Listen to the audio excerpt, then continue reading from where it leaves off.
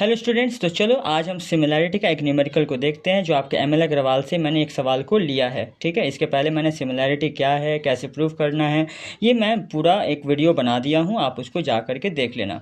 इस सवाल में मुझे प्रूफ करना है पीबीसी जो ट्राइंगल है वो पीडीई के सिमिलर है, ये हमको प्रूफ करना है। और कहीं ना कहीं आपको साइड का कुछ लेंथ दिया हुआ, तो समझ जाना कि ये जो ट्राइंगल आपस में सिमिलर होंगे वो या तो साइड या साइड एंगल साइड से होंगे। तो मैं देख रहा हूँ कि ये 5/10 1/2 आ रहा है, और इस ट्रायंगल में 6 और इस ट्रायंगल में 12, ये भी 6/12 1/2 आ रहा है। यहाँ रेशियो सेम आ रहा है, तो आप लिख दो कि in triangle PBC and triangle PDE. यहाँ सीक्वेंस आपको समझना नहीं होगा, क्योंकि जो ट्रायंगल का नाम दे दिया वही एग्जैक्टली वही नाम लिख दो। ठीक है, अब यहाँ पर क्या हो गया, बीपी बाय पीडी यानी 5/10 1/2 आता है, और यहाँ पर इस ट्रायंगल में CP बाय PE ये कितना आ गया 6/12, ये भी 1/2। तो ये आपका गिवन हो गया। तो साइड का आपने रेशियो बराबर दिखा दिया।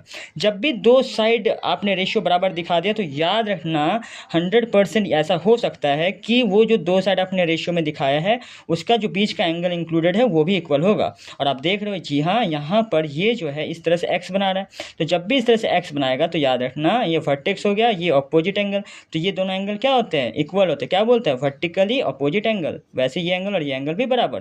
तो यहाँ पर ये जो P है वो बीच में आ रहा है, तो नाम क्या हो जाएगा, BPC। एंगल BPC ये बराबर है किसके, EPD के। EPD के आप ऐसे भी लिख सकते हो, DPE भी लिख सकते हो, यहाँ सीक्वेंस को देखना जरूरी नहीं है। तो ये क्या हो गया, वर्टिकली अपोजिट एंगल।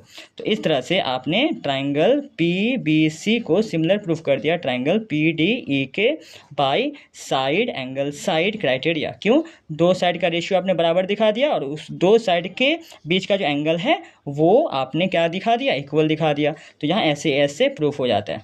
ठीक है, ज़्यादातर सवाल जो होता है 90% सवाल जो होते हैं वो एंगल से बन जाते हैं, और थोड़े बहुत सवाल इससे आपका रेशियो से बनता है सवाल। ठीक है, अब देखो यहाँ पर बेसिकली ना बच्चे कंफ्यूज होते हैं कि यहाँ देखो दो ट्रायंगल को मर्ज कर दिया। अब यही दो ट्रायंगल में जो एंगल होता है उसको आपको देखना होता है कौन कौन से एंगल ज़्यादातर आपके सिलेबस में होता है। जैसे मान लो यहाँ पर पैरेलल लाइन दे दिया, तो याद रखना पैरेलल लाइन जब भी होगा तो देख लेना कि वहाँ इस तरह का जेड अगर बन रहा है तो ये ऑल्टरनेट इंटीरियर एंगल से इक्वल हो जाएगा दो एंगल। या फिर ये पैरेलल लाइन है इस तरह से, ये ट्रांसवर्स लाइन, तो यहाँ पर ये एंगल और ये एंगल कॉरेस्पॉन्डिंग से इक्वल हो जाएंगे। ठीक है, या फिर देख लेना जैसे ये ट्राइंगल है और ये ट्राइंगल है, तो ये ट्राइंगल में और ये ट्राइंगल में आपका ये एंगल क्या आ रहा है, कॉमन। तो कॉमन से भी ज़्यादातर सवाल सॉल्व हो जाते हैं एंगल।